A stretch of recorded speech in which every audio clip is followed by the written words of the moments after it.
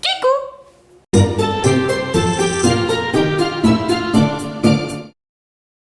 Et me revoici après 4 semaines d'absence. Je suis sûre que vous êtes très triste de ne pas m'avoir vu durant tout ce temps. Donc, le principe est simple, je vous envoie une vidéo de 5 minutes sur une thématique et à la fin, il y a un quiz. On lance le chrono, c'est parti pour 5 minutes. On revient sur ce qu'on a vu avant le 13 mars. Le mot fantastique vient du mot fantasticum qui signifie faire voir en apparence ou donner l'illusion.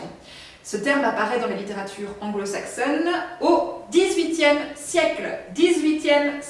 La deuxième chose fondamentale que nous avons vue en cours avant le 13 mars, c'est qu'il y a 3 caractéristiques qui font le récit fantastique. La première, c'est qu'il faut un phénomène surnaturel, c'est-à-dire au-delà des lois de la nature, qui intervient dans un univers réel, donc c'est-à-dire qui est familier au personnage.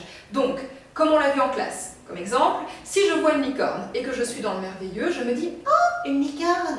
Et ça paraît totalement normal. Mais par contre, si je suis dans le fantastique, je vois cette licorne et je me dis « Oh, une licorne est en train de me parler. Est-ce que j'aurais pas un peu fumé? C'est étrange quand même. » Donc, la troisième caractéristique, c'est en effet qu'un malaise intervient chez le personnage face justement à ce phénomène surnaturel. Enfin, dernière chose que nous avons fait avant le confinement, nous avons lu un extrait et vu le film du portrait de Dorian Gray d'Oscar Wilde, donc un livre qui est apparu à l'époque victorienne et qui traite de l'art, de la beauté et surtout de l'hédonisme, donc c'est-à-dire la recherche du plaisir. Et le portrait de Dorian Gray prend tous ses vices et tous ses péchés, mais ça, je suis sûre, vous vous en souvenez. Et maintenant, nous passons au genre connexe. Le premier genre qu'on va voir, c'est le merveilleux. Il faut donc que l'irrationnel soit accepté. C'est-à-dire que même si des animaux parlent, c'est totalement normal. Le lecteur, en fait, accepte les invraisemblances. Généralement, ça commence, et vous le savez, par « il était une fois », comme par exemple dans les contes. Et donc, le cadre spatio-temporel, la temporalité de l'histoire, est bien souvent hors norme ou alors est indéfini. Exemple, le petit chaperon rouge, comme vous avez sur le PowerPoint, ou... Il est un lieu, à nul autre semblable. Certains prétendent que pour y survivre, il faut être aussi fou qu'un chapelier. Ce que par bonheur, je suis. Alice, c'est toi. Alors, le deuxième genre, c'est la science-fiction. Alors là, c'est un peu différent du merveilleux parce qu'en fait, l'irrationnel est non pas accepté, mais il est acceptable. Alors pourquoi il est acceptable? Parce qu'en fait, la science-fiction est basée sur la science.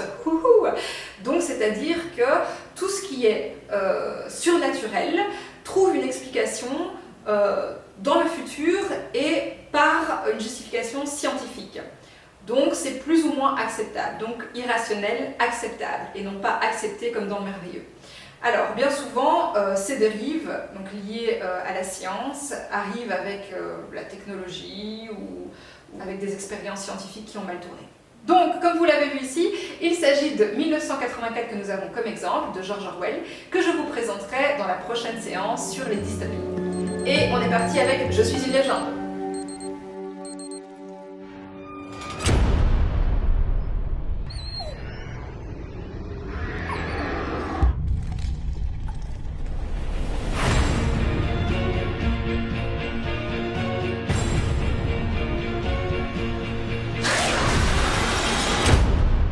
Le troisième genre connexe que nous allons découvrir aujourd'hui, c'est la fantasy. Donc la fantasy, elle est proche du merveilleux, donc c'est-à-dire que tous les êtres comme les petits elfes ou les sorcières ou autres existent et ça semble totalement naturel. Sauf qu'ici, la grosse différence avec le merveilleux, c'est que le point essentiel, comme par exemple on avait vu dans la science-fiction, le point essentiel c'était la science, ici dans la fantasy, le point essentiel c'est la magie.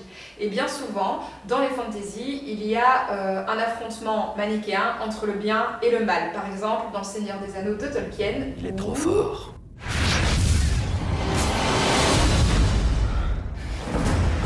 Nous avons infiltré le ministère. Vous n'avez rien à craindre si vous n'avez rien à cacher. Plus on reste ici, plus il devient fort. C'est moi qui dois tuer Harry Potter. Et maintenant, nous passons au quiz du jour. C'est à vous de jouer maintenant. Donc, je vais vous demander en fait de gagner des points bonus avec des quiz comme on fait à la fin de chaque cours. Et donc, pour aujourd'hui, ce que je vous demande, c'est de trouver un livre qui relève du merveilleux, un livre qui relève de la fantasy, un livre de science-fiction et un livre fantastique. Ensuite, 3 films. un film qui relève du merveilleux, un film de science-fiction et enfin un film de fantasy. C'est pas grave, on continue. Vous allez accumuler vos points et puis à la fin, moi je vous dirai qui a gagné et je vous offrirai un petit cadeau. Petit. Et rendez-vous pour la prochaine séance sur Smart School. Si vous avez des questions, je reste aussi disponible via Smart School. Bye bye!